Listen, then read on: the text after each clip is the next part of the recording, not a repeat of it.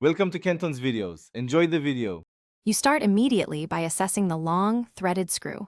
Note head type, how far it protrudes, and whether it's broken flush.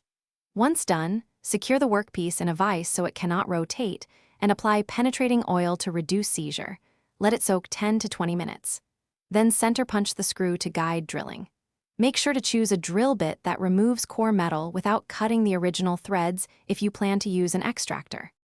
Once the pilot is centered, drill slowly with a small bit to prevent wandering. Use coolant or oil to reduce heat. Next, step up drill sizes gradually until the hole matches the extractor's specifications. This preserves more parent material while allowing a purchase point.